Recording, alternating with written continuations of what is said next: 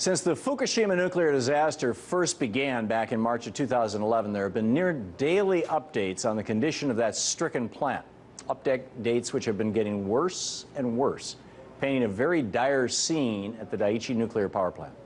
From the moment the earthquake and the tsunami devastated the plant, officials have been struggling to contain the levels of radioactive waste, fuel, and cooling water. In February, for example, officials discovered a fish in a nearby water intake station for the plant that contained more than 7,400 times the recommended safe limit of radioactive cesium. And now, officials are concerned that because of all the leaks, power outages, and glitches that have occurred, the Dai-ichi nuclear power plant could begin to break apart and cause an even worse nuclear disaster when the decades-long cleanup process finally begins. But despite all the chaos in Japan and the continued fears of more nuclear disasters down the road, here in the United States, we're still relying heavily on nuclear power. And to make matters worse, there are 23 General Electric Mark I nuclear reactors across our country, the same kind of nuclear power plants that failed so miserably at Fukushima. These Mark I reactors are located all across America, from Vermont to Minnesota to New York to Nebraska. If just one of these reactors were to fail on the level of the Fukushima Dai-ichi Mark I reactor, it would be an unprecedented disaster.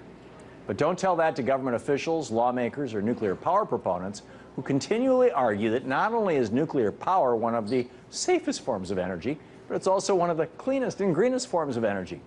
Events like Fukushima, Chernobyl, and 3 Mile Island disproved the safety claims about nuclear power pretty well, but what about the claims that it's one of the cleanest and greenest forms of energy out there?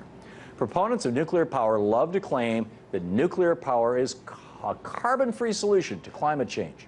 Even Obama's new energy secretary has said so.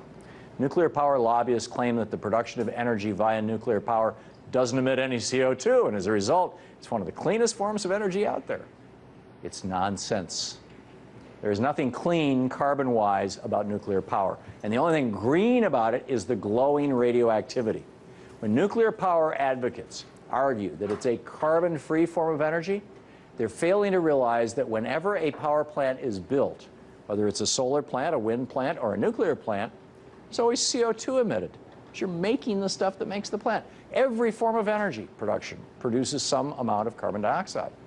In order to accurately calculate just how much CO2 is produced from the power plant, you have to look at the entire life cycle of the plant as well as the production of the raw materials that produce the energy that it produces.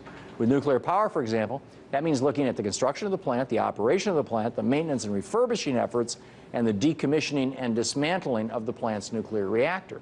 And you must look at the nuclear fuel used and the process for mining, refining, and transporting it. Jan Wilhelm Storm van Leeuwen and Philip Smith, nuclear energy consultants at C-Data Consultancy in the Netherlands, carried out life cycle analyses of nuclear power plants and found on average they produce anywhere from 90 to 140 grams of CO2 per kilowatt hour of electricity. By comparison, solar power, wind power, and hydroelectric produce anywhere from 10 to 40 grams of CO2 per kilowatt of electricity, while gas-burning power plants emit 330 to 360 grams of CO2. In other words, nuclear energy does produce carbon dioxide, and it certainly isn't the solution to curbing the devastating effects of global warming and climate change. It's less than gas, oil, or coal, but far, far more than solar. The fact that government officials in Japan are continuing to struggle with the crippled Fukushima nuclear power plants more than 2 years after they initially failed should be all the proof needed that nuclear power is far too volatile a form of energy to safely rely on. All the myths about nuclear power have been debunked. It's time to shut down reactors and put an end to nuclear power worldwide. And let's start that process right now, right here in the U.S. No nukes.